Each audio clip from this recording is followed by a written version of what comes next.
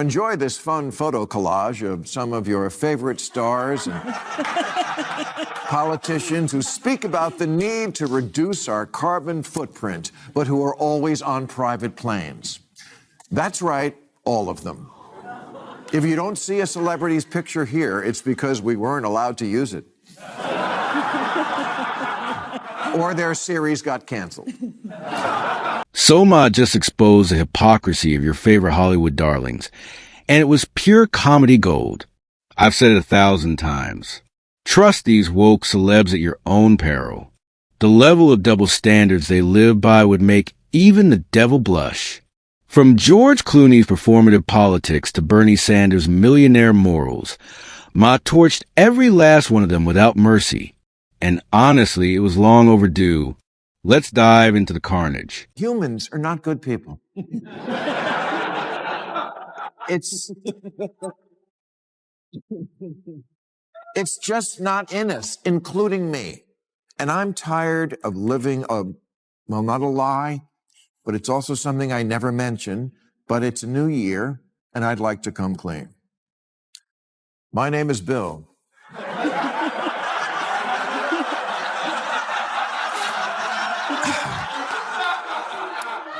And I fly private.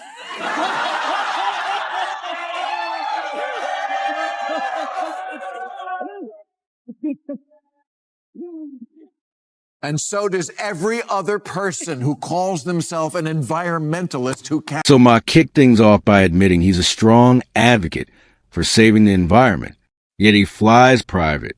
Yep, that's the kind of green hypocrisy we're talking about. And it perfectly sums up these self-righteous celebrities. They love lecturing everyone else about carbon footprints while racking up more air miles in a presidential campaign. They've got all the right slogans, the trendy buzzwords, and the latest climate studies memorized like a script. But when it's time to actually live by those principles, silence. It's performative activism at its finest. Virtue signaling for applause, not impact. And Maher, for once, called them out exactly as they deserve. Now enjoy this fun photo collage of some of your favorite stars and politicians who speak about the need to reduce our carbon footprint, but who are always on private planes. That's right, all of them. If you don't see a celebrity's picture here, it's because we weren't allowed to use it. Or their series got canceled. Exactly why I don't take these people seriously beyond the characters they play on screen. Most of these celebrities pocket huge paychecks to promote their so-called Save the Planet campaigns. It's all branding, not belief. And even the ones who claim they're doing for free, please. They're just polishing their image, trying to look noble and selfless while living lifestyles that scream excess. It's not about saving the planet. It's about saving their reputation. The private jets, the mansions, the luxury cars, all justified under the banner of awareness. And did you catch Bernie Sanders in the mix? The man of the people suddenly looked mighty comfortable among the Hollywood elite. All the environmentalists of Hollywood and Washington do it. Their position on climate change is, we must do more to stop pouring carbon into the air, except for me when I want to go somewhere and then I take a private. Interestingly, most of the celebrities Maher roasted are the very same ones who proudly declare their undying support for Kamala Harris, or jumped at the chance to endorse her campaign. They're die-hard Democrats. And what's always at the top of the Democratic policy checklist? Saving the environment. For the past 20 years, we've heard them screaming from award show stages, red carpets, and social media feeds, lecturing everyone else on how to live greener lives. Yet after all that talk, what's actually been achieved? Nothing meaningful. The climate hasn't improved. Emissions haven't dropped. And their carbon footprints are bigger than ever. Why? Because it's all performance, empty speeches, and PR stunts designed to look righteous. They crave applause, not accountability. They champion causes they barely understand, then return to their gas-guzzling lifestyles without a second thought. It turns out there is one thing in this world that is completely impossible to resist, and this is it. It's like heroin. If you do it once, you'll never stop. There are two kinds of people in the world, those who fly private and those who would if they could. Bill Maher is just being honest here. And honestly, I agree with him. If I ever had the chance to fly private, I absolutely would. Who wouldn't? It's convenient, fast, and spares you from the chaos of commercial travel. No endless security lines, no delayed boarding, no cramped seats with zero legroom, and definitely no soggy in-flight meals that taste like cardboard. Flying commercial has become an endurance test, not an experience. Flying private, on the other hand, is pure bliss, comfort, privacy, and peace rolled into one. You set your own schedule, stretch your legs, and actually enjoy the journey instead of just surviving it. So, yes, I get it. Maher's point isn't that flying private is evil. It's that pretending to be morally superior, while doing it is where the hypocrisy truly lies. A third category, those who could but do not, does not exist. Except for Ed Begley and Greta Thunberg.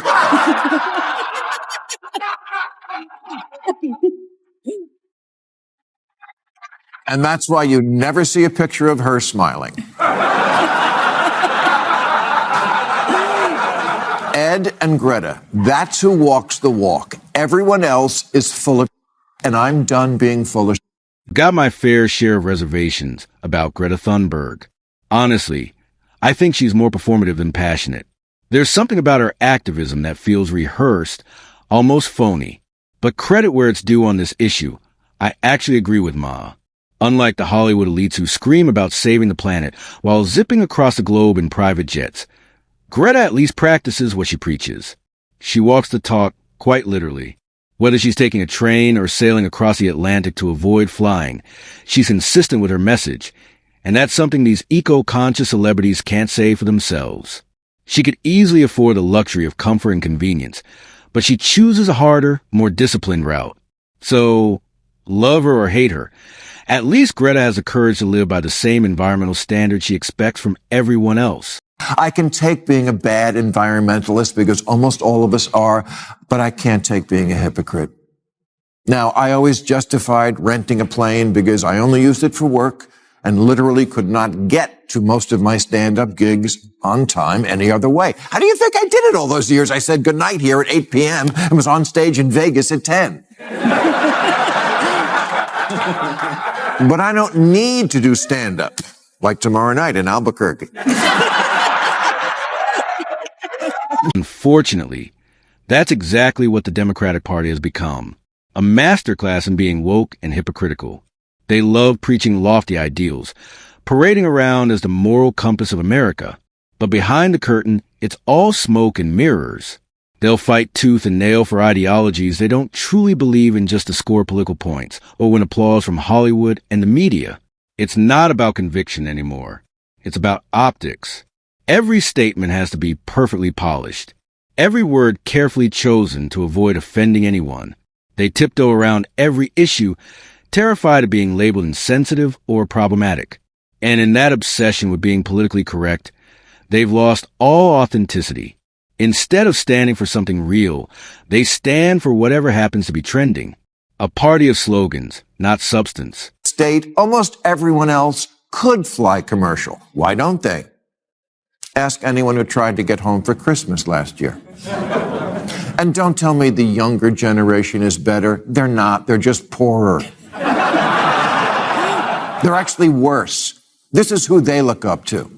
The family where everyone has their own private jet. And kids love Bitcoin, which, to determine the value of, takes an amount of computer processing that uses more electricity than some whole countries. Kids could have rejected that, but they didn't. They love it. Why? Because they want to be rich. Why? So they can fly private. Ma then turned his attention to the younger generation within the Democratic Party, and he didn't hold back. He pointed out that despite being the most educated group in history on environmental issues, they're simply repeating the same mistakes as their predecessors. These young Democrats have attended countless climate conventions, signed endless memoranda, and marched in every protest they could find. Yet, as Maher hilariously noted, their so-called passion for saving the planet isn't rooted in moral conviction. It's rooted in circumstance. They care because they're broke. It's easy to be green when you can't afford a private jet or a mansion with 12 air conditioners. Maher's take was brutally honest. Give this same generation the wealth and luxury of the elites they criticize, and they'd be just as bad, maybe even worse. Their activism, he suggested, might just be poverty dressed up as virtue. No one can resist it. John Kerry is our climate czar, and he uses a private jet. People take jets to environmental conferences. If you could run TED Talks on hypocrisy, you wouldn't need coal. Maher kept dropping truth bombs on the DNC. And this one hit hard. John Kerry, the man appointed as a United States presidential envoy for climate change, was caught flying on a private jet. And no, this wasn't before his appointment. It was after. That's what makes it worse.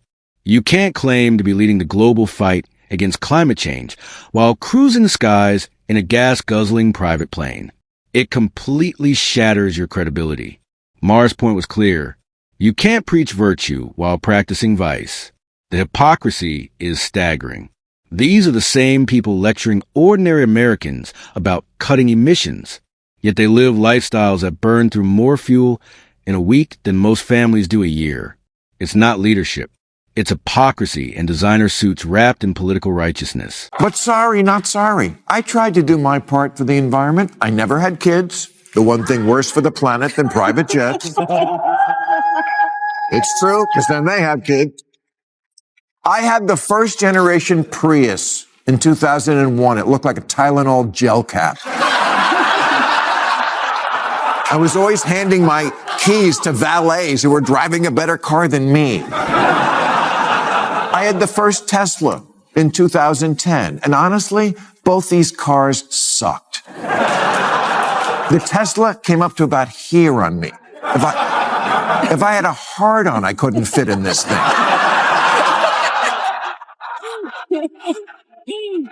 So the rest of Maher's rant turned into a mix of self-awareness and self-praise. Classic March. He started hyping himself up for doing his part to save the environment, proudly mentioning that he drives a Tesla and genuinely hoped others would follow his lead. But as he admitted, most people didn't. In fact, the opposite happened.